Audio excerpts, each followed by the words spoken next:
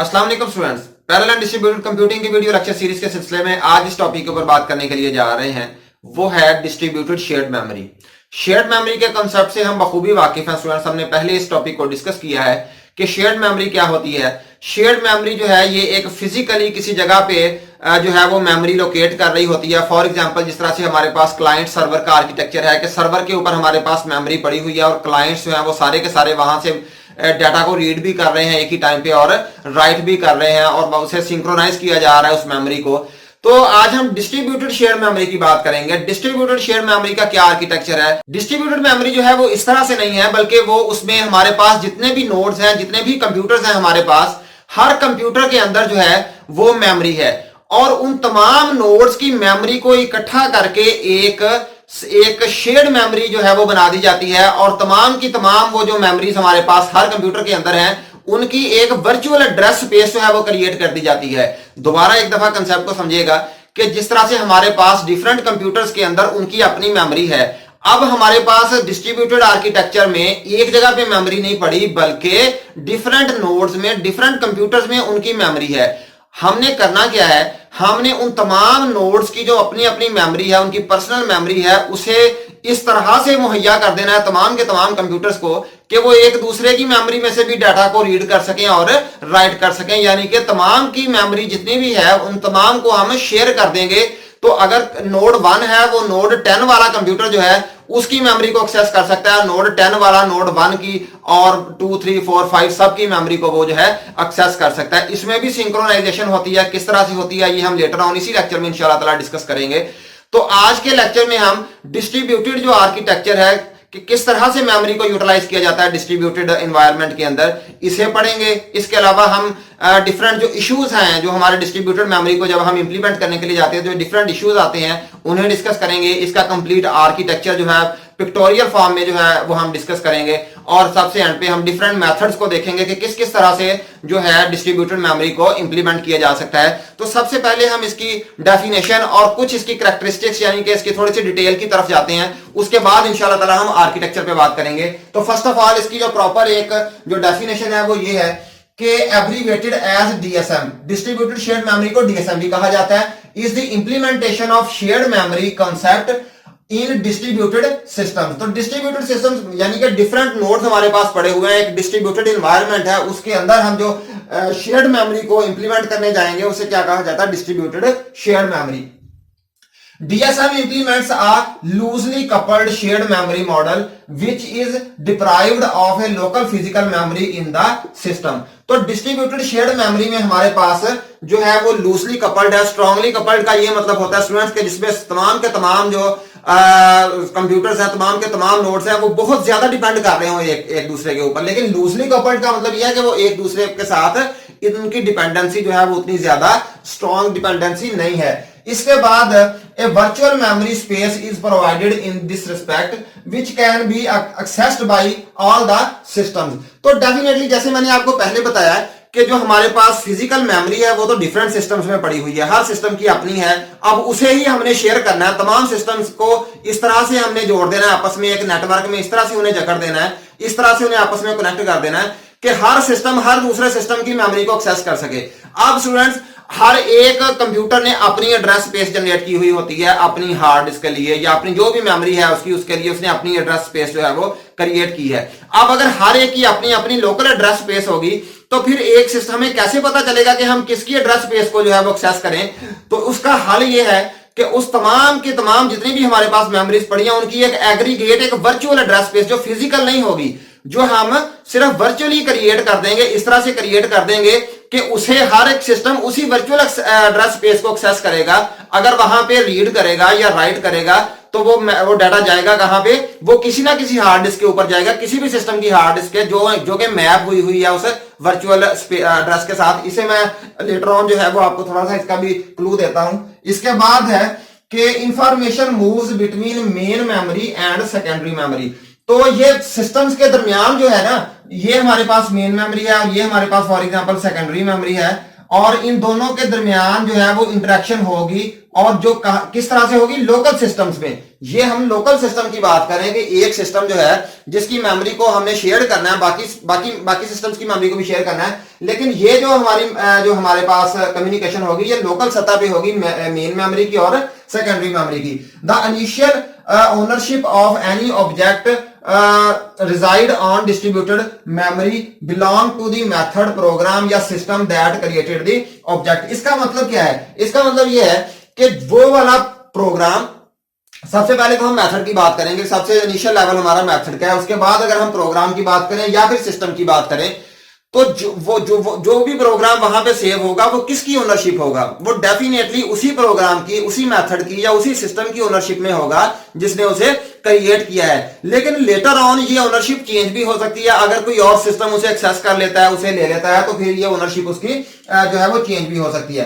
But the ownership can be transferred when other nodes axes the object. लेकिन जब दूसरे nodes जो है वो उसी जो एक्सेस करेंगे उस ऑब्जेक्ट को, तो फिर उसकी ओनरशिप जो है वो चेंज भी हो जाए। तो इसके बाद स्टूडेंट्स हम इसके कुछ आर्किटेक्चर पे बात करने के लिए जा रहे हैं। इसका आर्किटेक्चर कैसे है? जैसे मैंने यहां पे ये बनाया हुआ है कि हमारे पास एक नोड ये है और दूसरा नोड क्या है, ये वाला है। इसे नोड 1 मैंने कहा, इसे नोड 2 कहा है। तो ये दो कंप्यूटर्स है मेरे पास, दोनों के अंदर मेमोरी है स्टूडेंट्स। ये देखें, ये इसकी अपनी मेमोरी है, ये इसकी अपनी मेमोरी है, और इन दोनों मेमोरीज को हमने मैपिंग मैनेजर के जरिए से मैप कर देना है। यानी कि इसका मैकेनिज्म क्या है मैं आपको समझा देता हूं कि फॉर एग्जांपल ये वाला जो नोड है हमारा, इसने अगर डाटा को सेव करना है तो ये अपनी मेमोरी में यहां पे सेव करने के लिए इसकी एड्रेसिंग को इस्तेमाल नहीं करेगा, बल्कि ये क्या काम करेगा, ये इस वर्चुअल एड्रेस को, ये हमने वर्चुअल डिस्ट्रीब्यूटेड मेमोरी जो बना ली है, यहां पे वर्चुअल एड्रेस स्पेस क्रिएट कर लिया है। यानी कि इसकी भी एड्रेसिंग यहां पे कर दिया है, इसकी भी एड्रेसिंग यहां पे कर दिया है। बिल्कुल ग्लोबल जो हमारा वेरिएबल वाला कॉन्सेप्ट है यहां पे,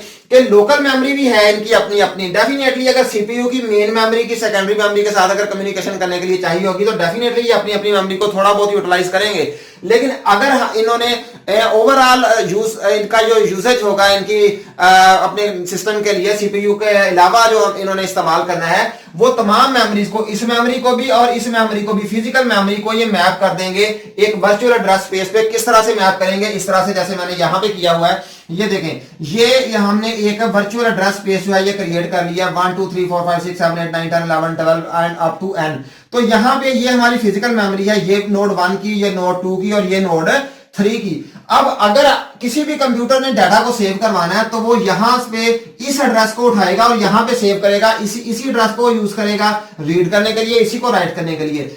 अब ये हमारा जो डिस्ट्रीब्यूटेड शेयर्ड मेमोरी का जो आर्किटेक्चर है, इसने क्या काम किया होगा कि इस एड्रेस को मैप करेगा ये तमाम जो हमारे पास कंप्यूटर्स हैं, एक की ये मेमोरी है, दूसरे की ये, तीसरे की ये, तो इन्हें मैप किया होगा किसी मेमोरी के साथ। तो जिस मेमोरी के भी साथ मैप होगा वो डेफिनेटली डाटा उसमें चला जाएगा और कंप्यूटर को पता भी नहीं होगा कि ये मेरा डाटा जो है वो किस कंप्यूटर की, किस नोड की मेमोरी में जाके जो है वो सेव हुआ है। फॉर एग्जांपल हमने 10 एक्सेस करना है तो 10 हो सकता है कहां पे मैप हुआ हो, ये यहां पे मैप हुआ हो इस 10 के साथ। तो इस तरह से ये मैपिंग की हुई होती है। और ये कौन करवाता है? ये मेमोरी मैपिंग मैनेजर। यहां पे ये वाला कंपोनेंट जो है ये रूटीन है एक मेमोरी मैपिंग मैनेजर की। ये हर कंप्यूटर की अपनी होगी मेमोरी मैपिंग मैनेजर, इस सेकंड नोड की अपनी मेमोरी मैपिंग मैनेजर होगा। तो ये काम करवाएगा, यानी कि मैपिंग करवाएगा इस मेमोरी की जो है वो डिफरेंट कंप्यूटर्स के साथ जब भी हम उसे डाटा को स्टोर करने के लिए जाएंगे, और इसे ही बेसिकली डीएसएम कहा जाता है।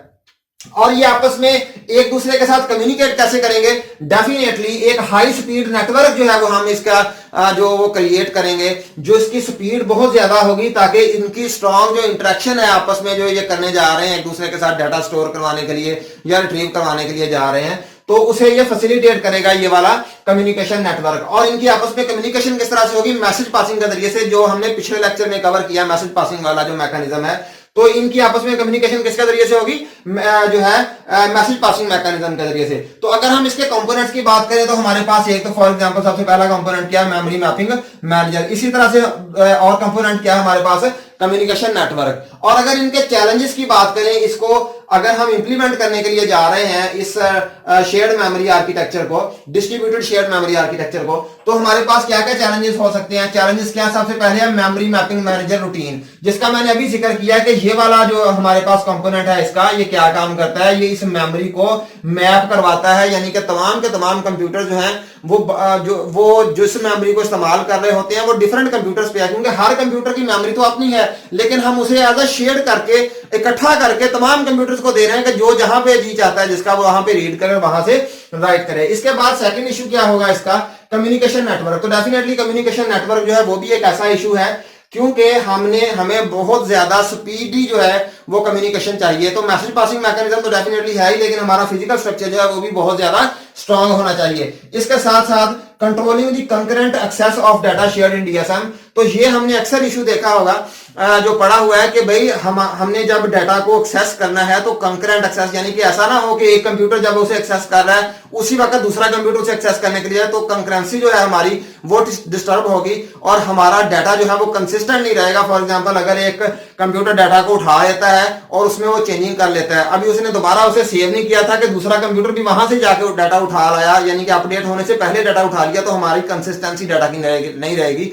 तो इसे भी हमने इंश्योर करना है कि जो इसकी कंकरेंसी जो है डाटा की, ये भी प्रॉपर जो है वो होनी चाहिए। इसके बाद हम डिफरेंट टेक्निक्स पे बात करने जा रहे हैं। इससे पहले स्टूडेंट्स जो हमने डिफरेंट इश्यूज को डिस्कस किया है डीएसएम को इंप्लीमेंट करने के लिए, तो उसके लिए हमें डिफरेंट सिनेरियोज है, डिफरेंट डिजाइन एल्गोरिथम्स इन्हें कहा जा सकता है, या डिफरेंट डिजाइन स्ट्रेटजीज इन्हें कहा जा सकता है, वो हम अडॉप्ट कर सकते हैं डीएसएम को अगर हम इंप्लीमेंट करना चाहते हैं। तो उन चैलेंजेस को अगर हम एड्रेस करना चाहते हैं, तो इनमें से कोई भी एल्गोरिथम या कोई भी टेक्निक या कोई भी डिजाइन जिसे हम कह सकते हैं, हम उसे इंप्लीमेंट कर सकते हैं। फॉर एग्जांपल, हमारे पास सबसे पहले है central server algorithm. Central server algorithm क्या काम करता है, इसमें फॉर एग्जांपल हमारे पास एक जो है वो सर्वर होता है और बाकी सारे क्या होते हैं, क्लाइंट होते हैं। ये भी नोड है, ये भी नोड और ये भी नोड, ये सर्वर है हमारे पास। ये सिर्फ यहां पे डाटा स्टोर होगा और बाकी सारे के सारे क्या करेंगे, एक्सेस करेंगे, सिर्फ वो उनमें डाटा स्टोर नहीं होगा। All data stored on central server. और यहां पे सर्वर्स जो है, अगर फॉर एग्जांपल हमारे पास ज्यादा बड़ा डीएसएम है तो यहां पे सर्वर्स की तादाद को हम बढ़ा भी सकते हैं। Clients only access data from the server, acknowledgement signal is maintain for concurrency. असल में प्रॉब्लम क्या है, किसकी, कंकरेंसी की प्रॉब्लम है कि अगर फॉर एग्जांपल ये वही प्रॉब्लम आ जाती है कि ये भी एक्सेस कर लेता है, ये डाटा को उठा लेता है, उठाने के बाद ये अपडेट करना होता है, इसने अभी यहाँ पे सर्वर पे अपडेट नहीं किया होता, तो ये वाला नोड जाता है, ये भी उठा के ले आता है, तो फिर डेफिनेटली इनकंसिस्टेंसी आने का खतरा है। उसके लिए क्या काम किया जाता है, उसके लिए एक्नॉलेजमेंट सिग्नल सेंड किया जाता है कि जब भी कोई डाटा को उठाएगा तो उठाने के बाद वो जब तक एक्नॉलेजमेंट सिग्नल नहीं सेंड करेगा उसे सर्वर को, तब तक जो है वो अपडेट नहीं हुआ होगा और दूसरा नोड जो है वो उसे एक्सेस नहीं कर सकेगा। तो इसमें ये स्ट्रेटजी इस्तेमाल होती है कि भी एक्नॉलेजमेंट सिग्नल जो है वो मेंटेन किया जाता है कंकरेंसी को इंश्योर करवाने के लिए। इसके बाद हमारे पास नेक्स्ट है माइग्रेशन एल्गोरिथम। माइग्रेशन एल्गोरिथम क्या स्टूडेंट्स काम करता है, data is migrated on request, यानी कि फॉर एग्जांपल ये नोड है हमारे पास, नोड 1 है, ये नोड 2 है, और नोड 1 जो है वो रिक्वेस्ट करता है इसे डाटा की, और जब इसे रिक्वेस्ट करता है तो ये क्या काम करता है, ये डाटा का ब्लॉक है। मैं आपको एक और बात इसमें की पॉइंट बता दूं कि जो हमारे पास डाटा स्टोर होता है, चाहे वो हमारे पास मैपिंग वाला जो रूटीन है उसकी बात करें, या हमारे पास जो हमारे पास फिजिकल मेमोरी है उसकी बात करें, जिस तरह से पेजेस और पेज फ्रेम्स का कॉन्सेप्ट है, तो यहाँ पे हम क्या होगा, हमारे पास जो मिनिमम उसकी क्वांटिटी होगी वो उसे हम ब्लॉक कहेंगे कि ब्लॉक्स की सूरत में उसे डिवाइड किया जाता है, यानी कि मैपिंग की जाती है। यानी ये हमारे पास फॉर एग्जांपल अगर मेमोरी है तो इसे किस में डिवाइड कर दिया जाता है, इसमें ब्लॉक्स में, ये 1 ब्लॉक 2 3 4 ये ब्लॉक्स में इसे डिवाइड कर दिया जाता है। तो अगर फॉर एग्जांपल ये वाला नोड इससे रिक्वेस्ट करता है तो ये सारे का सारा ब्लॉक क्या करेगा, यहां पे इसे माइग्रेट करवा देगा। क्यों माइग्रेट करवाएगा, इसलिए माइग्रेट करवाएगा ताकि ये वाला नोड अगर फॉर एग्जांपल दोबारा इसे जरूरत पड़ती है तो बजाय इसके ये इसे दोबारा रिक्वेस्ट करे, ये खुद से ही उसे अपडेट कर ले, खुद से वहीं से उसे अपडेट कर दे। और उससे हमें हमारी एक और जो प्रॉब्लम थी नेटवर्क की, कि भाई नेटवर्क में जो लेटेंसी हमारे पास आ रही, जो डिले हमारे पास आ रहा है, उसे कम करने के लिए हम क्या कर रहे हैं, सारे के सारे जो नोड, ये वाला नोड जिस ब्लॉक को यहां से उठाना कोशिश करेगा, ये सारे का सारा ब्लॉक क्या करवा देगा, यहां पे मुंतकिल करवा दे, उसी को दे देगा कि लो इसमें अब खुद से ही इंप्लीमेंटेशन कर लो, अपडेशन कर लो, मॉडिफिकेशन कर लो। और इसमें एक और प्रॉब्लम भी आ सकती है, थ्रेशिंग का कंसेप्ट इसमें आ सकता है। थ्रेशिंग का कॉन्सेप्ट ये कहता है कि भाई इसमें हमने काम कम किया है, बल्कि ज्यादा वक्त किसमें सर्व किया है, सिर्फ उसे सारे के सारे डाटा को माइग्रेट करवाने में। हालांकि अपडेट थोड़ी सी हमने करनी थी,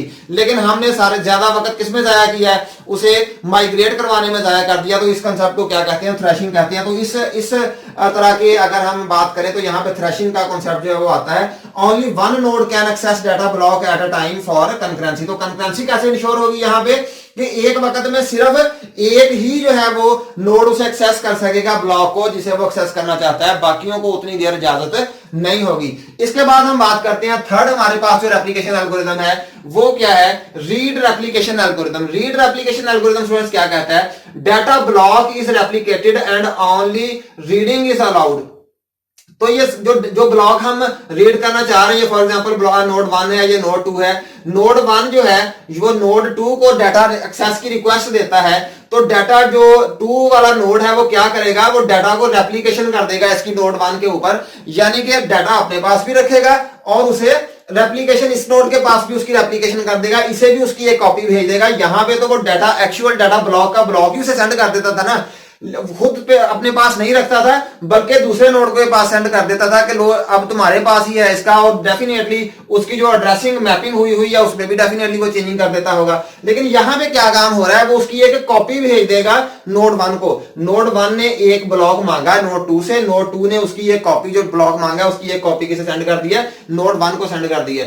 if write is required then all reading request are halted. अच्छा, इसमें काम ये होता है स्टूडेंट्स कि नोड 1, नोड 2, नोड 3 जितने भी वहां पे रीड करना चाहते हैं वो सारे के सारे एक वक्त में रीड कर सकते हैं उस डाटा को, यानी कि वो जितने भी रीड करना चाहते हैं हर एक को एक कॉपी उसकी भेज देगा। यहां भी ऐसा नहीं था, यहां पे क्या था, वो कहता था कि एक वक्त में सिर्फ एक ही नोड उसे रीड कर सकता है। लेकिन यहां पे जितने भी रिक्वेस्ट करेंगे नोड 2 को देखने के लिए, डाटा को रीड करने के लिए, हर एक कोई एक कॉपी सेंड कर देगा। तो यहां पे अगर राइट ऑपरेशन परफॉर्म करना है तो फिर डेफिनेटली कंकरेंसी का प्रॉब्लम आएगा। तो यहां पे वो रिस्ट्रिक्ट करता है, किसे वाला, कहता है कि रीड जितने मर्जी कर लो नोड, लेकिन राइट सिर्फ एक वक्त में एक नोड को करने दूंगा। तो इसी तरह से इसकी कंकरेंसी इंश्योर होती थी। concurrent access is ensured by concurrent access but write is expensive। तो इसमें डेफिनेटली इसे ओवरकम किया गया कुछ इसकी शॉर्टकमिंग्स को, पुराना वाला जो हमारा मेथड था, क्योंकि एक वक्त में ज्यादा जो है वो नोड से डाटा एक्सेस कर सकते हैं, लेकिन इसका राइट ऑपरेशन बड़ा एक्सपेंसिव था, यानी कि उसमें सिर्फ उसमें रिस्ट्रिक्ट कर देता था, बाकी रीड भी नहीं कर सकते थे उतनी देर जितनी देर राइट नहीं हो जाता। इसके बाद इसकी जो शॉर्टकमिंग है उसे ओवरकम कैसे किया गया, फुल रेप्लिकेशन एल्गोरिथम में read and write access is given on shared block concurrently. इसने कहा कि भैया आप रीड भी कर सकते हो एक ही वक्त में और राइट भी कर सकते हो। When a write is performed all modifications are replicated on all blocks that have read the block. अच्छा, इसमें वो काम कैसे करता था, डेफिनेटली इसमें भी रेप्लिकेशन ही हो रही है, लेकिन जब कोई भी ब्लॉक मॉडिफाई होता था तो उसे ये क्या काम करता है, उसे सारे के सारे जितने भी नोड उसे रीड कर रहे हैं हर एक के ऊपर दोबारा उसकी रेप्लिकेशन करता था। किस तरह से भला, फॉर एग्जांपल 3 नोड्स हैं, उन्होंने सर्वर से फॉर एग्जांपल या एक कंप्यूटर से उन्होंने रिक्वेस्ट की, उसने एक एक कॉपी हर एक को भेज दी, 1 को 2 को 3 को, तीनों नोड्स को उसने भेज दी। अब नोड 1 ने उसमें मॉडिफिकेशन कर दी। जब मॉडिफिकेशन करेगा तो वो वाला सिस्टम क्या करेगा, वो नोड 2 जो 2 और 3 वो भी एक कॉपी उठा के लेके गए हुए हैं, वो उन तमाम को दोबारा फिर वो एक कॉपी सेंड करेगा कि ये मॉडिफाइड कॉपी है तो अब इसे रीड किया जाए। तो ये वाला मैकेज जो डिफरेंट जो हमारे पास डिजाइन एल्गोरिथम्स इन्हें कहें या डिजाइन स्ट्रक्चर्स कहें, ये हम इस्तेमाल कर सकते हैं कंकरेंसी को, नेटवर्क को, यानी कि डिले को कम करने के लिए, और भी जो भी इसमें इश्यूज आते हैं उन्हें एड्रेस करने के लिए। तो उम्मीद करता हूं स्टूडेंट्स आपने आज का लेक्चर एंजॉय किया होगा और आपको समझ आई होगी डिस्ट्रीब्यूटेड शेयर्ड मेमोरी की। इंशाल्लाह नेक्स्ट लेक्चर में किसी और टॉपिक के साथ हाजिर होंगे, तब तक के लिए अल्लाह हाफिज।